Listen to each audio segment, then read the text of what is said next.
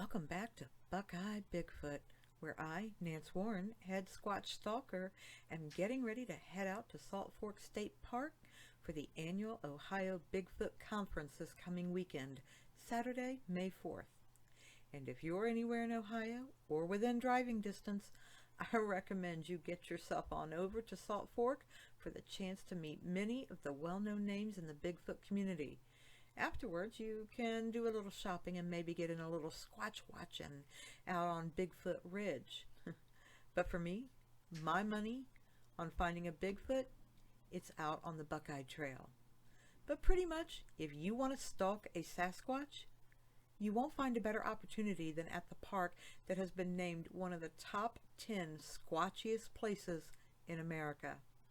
That's right here in Ohio, Salt Fork State Park. Give it a look. Seriously, it's so easy to stalk a squatch out at Salt Fork that I can't believe those squatches haven't filed a protection order against us. All right, let's get started. Adam sent me this little story this morning, and it was already written in a good story format, so I have had to do almost nothing to it, meaning I am able to get you your next Squatch human encounter much sooner than I had planned. Okay, here we go. In the summer of 2012, my wife Krista and I were transitioning from being the proverbial starving college kids to the not quite starving but almost making it young married couple, and had been married a little over a year at the time. Though we currently lived and worked in the greater Columbus area, we had both attended Ohio University in Athens, Ohio, and while dating, we had spent many weekends hiking and camping in the nearby Wayne National Forest, which was still an easy drive for us to make when we needed a little recreation outside of Columbus. Beyond whatever food we packed, it was a free activity, so it fit into our budget perfectly. The trail that we chose this weekend was the longer version within a trail called Wildcat Hollow, and despite its name, there are no wildcats. There aren't any four-legged predators in the park. There are no bears, wolves, or anything else. It's part of what makes the park so relaxing and carefree, so camping along that trail never gave a need to be vigilant of anything other than the two-legged predator lurking around at night. And I have to say, over the years we had ran into a few of those, but that's another story. On this day, we had made it around the 9-mile mark of the trail, and we set up camp in a grove of pine trees. It was, by the way, an actual campsite that was well used along the trail, lest you think we went off trail. We did not. We were surprised, actually, that no one else was camping in the area, but as there were numerous campsites along the almost 15-mile trail, it wasn't completely unheard of in mid-September. We actually considered it a bonus. We were still newly married and still wanted a little alone time. Now, being more than halfway through the trail meant that tomorrow we could have only a little less than 5 miles to complete the whole loop. That sounded good to us. We had set up camp near the stone fire ring there, and we had a nice fire going after we had warmed up our 2 cans of beef stew for dinner. We were sitting there talking when we heard branches breaking that seemed to be coming closer. Now, as I mentioned, we had trouble with the two-legged variety of predator before, so we were a little on guard. Whatever it was, it stopped just far enough back into the darkness that we couldn't see what it was. While I was slipping a handgun out of my backpack, Krista, my wife, grabbed the flashlight from the tent and started shining it all around the tree line. I almost wish she hadn't done that. After 1 or 2 seconds of systematically searching the tree line, the light landed on a large, hairy form on 2 legs standing near one of the pines. The beam of light stayed on it for half a second or more before it suddenly turned and retreated deeper into the pine trees beyond the reach of the flashlight. To say we were a little frightened would be a fair assessment, but part of me really thought perhaps someone, probably college kids, were playing a prank. I had slept peacefully far too many times in that exact forest over the years to know that there was nothing dangerous there other than our fellow humans. I said as much to Krista, and she believed it as well. We actually made jokes before turning in for the night about it, and right before we crawled into the tent, Krista yelled out into the dark forest, "That's a nice costume you have there. Don't wear it out before Halloween." We chuckled and snuggled down into our sleeping bags, and after a little while, we did fall asleep. Now, I don't know exactly what time it was when whatever was there earlier came back. I was semi-awakened to the smell of something that smelled like a wet dog that had been rolling around in its own waste. It was strong, and in my half-sleep state, I remember turning over and spooning up against Krista and burying my nose in her neck and hair, just trying to hide from the smell. "Adam," she whispered. I came more awake, and I realized then that Krista's body was tense and rigid. "Adam is right outside the tent." My eyes were wide open then, and I was fully awake. And then I heard it. It seemed to be just on the other side of the nylon near our heads. I could hear a huffing and then a sniffing and then a few more short huffs. Constant sniffing. It was the strangest feeling. I suddenly felt like I was 5 years old again, so terrified that someone was standing right next to my bed, but too frozen to look over and see if they were. Do you remember that gut feeling? That sweaty feeling you had as a kid? Yeah, that's what I was feeling. I remember telling myself that it must be a bear, that somehow, some way, there was a bear in that park. I also knew that all the conventional advice said to make yourself appear larger than you are, make noise to scare a bear away, and to try to put distance between yourself and the bear. Well, that's fine, but I had no plan. It was literally inches from us, too close to do anything, I thought. Quietly, I sat up and felt around for my backpack. I had never fired that gun anywhere but at a firing range, and while it made me feel better to have it, I wasn't sure it would do much damage to a bear. I was never worried about protecting myself from a bear, only a human. There in the darkness, I discovered for the first time in my life that backpack zippers were as loud as freight trains, no matter how slowly you pulled them.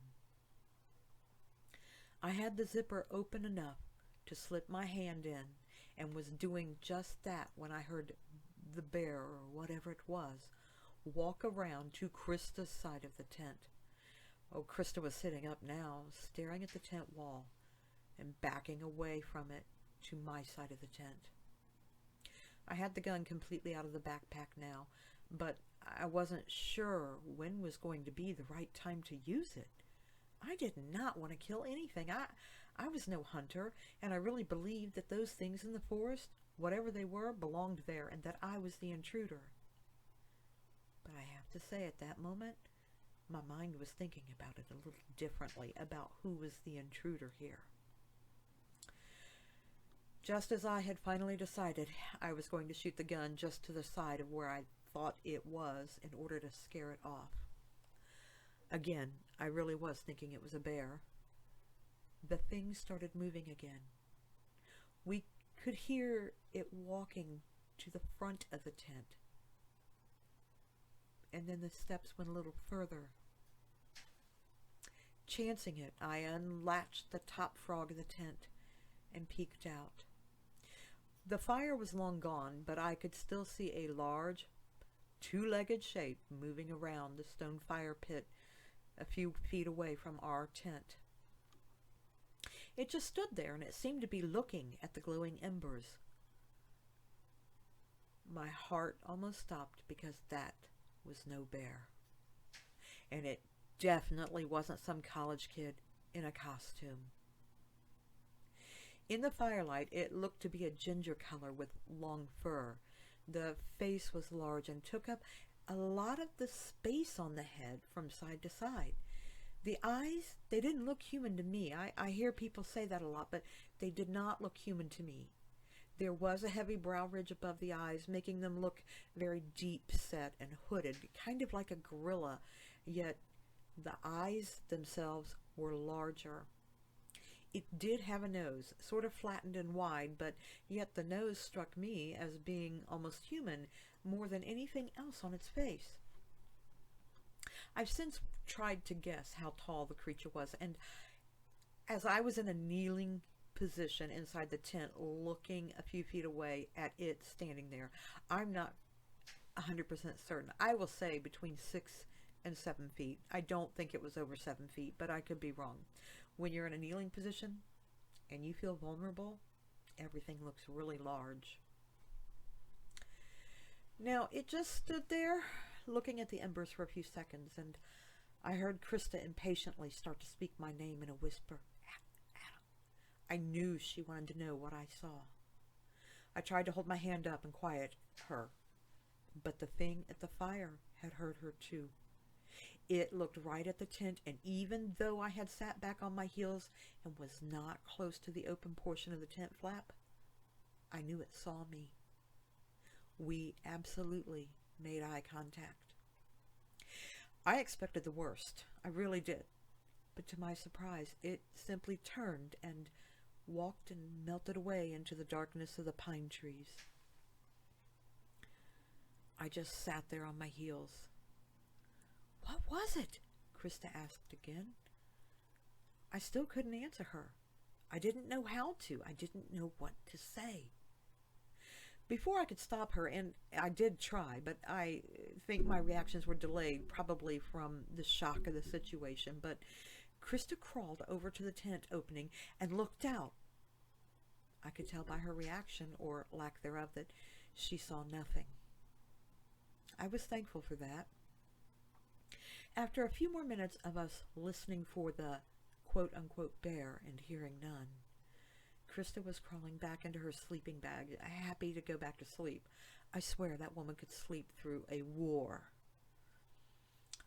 I think I'm going to go rebuild the fire, I said. And I told her that I wasn't the least bit sleepy now. And I wasn't.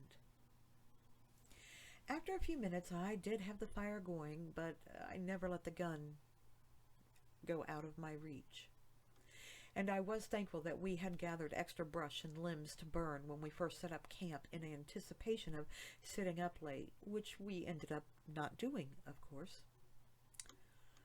I was able to bring the fire back up from the ash and embers pretty quickly, and I knew the fire really wasn't much help, no protection, but it did make me feel better, and I could now see my watch. After getting the fire started again, I noticed it was just after 4 a.m. Krista, who had no idea what I had seen, was in the tent sleeping blissfully unaware. Me? I stayed up till sunrise keeping watch. The only other incident came somewhere around 5:30, 5:40 a.m. I heard several of what I now know to be wood knocks off in the distance. They came from only one direction, so I now am pretty sure there was no other Bigfoot in the area. There was no answering wood knock from another direction. You know, I still wonder how that one Bigfoot wandered into the Wayne National Forest. To this day, I am not aware of any other sightings in the area, so maybe it was just passing through. I don't know if those things are migratory or what, but I think it was just the one, and it was alone. I woke Krista just before the sun came up, but not before I scuffed over and tried to obliterate the few prints that were visible as it started to get light. Although the prints weren't deep, sunk-in prints that you often see, there were definitely clear prints in the loose, dusty areas of dirt all around the camp area. I was already packing our things up as she finally came awake out of the tent. I told her we didn't have time for breakfast, that it wasn't a good idea to cook anything with bears in the area. Now I knew she had packed the pre-measured pancake mix and a bottle of pre-measured water to mix it with, and she said it would only take a few minutes. Well, probably. But still, I convinced her that no cooking smell was a good idea and that we should just get going. And that's what we did. I don't think I have ever hiked 5 miles so quickly or been on so an alert status. I saw and heard nothing the rest of the trail.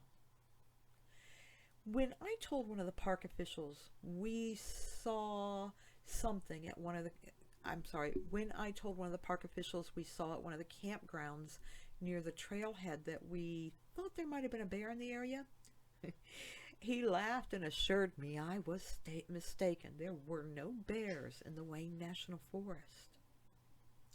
I laughed too because, of course, I knew he was right. It wasn't a bear. I was just probing to see if anyone else had made any other reports. It's been 6.5 years, and I have still never told Krista what I saw at our campsite that night. Otherwise, she'd never go hiking or camping again. And yes, we do still go hiking and camping. But I've always found a reason not to return to the Wayne National Forest for any overnight stays. And I never, ever camp anywhere there are no other people. Well, I hope you've enjoyed Adam's story. And have you heard of any other sightings in the Wayne National Forest? If so, I would love to hear about them, and so would Adam. If you enjoyed this story, please hit the subscribe button and stop by www.buckeyebigfoot.com or our Facebook page. I'll put the links down below, and don't forget, absence of proof is not proof of absence. Thank you.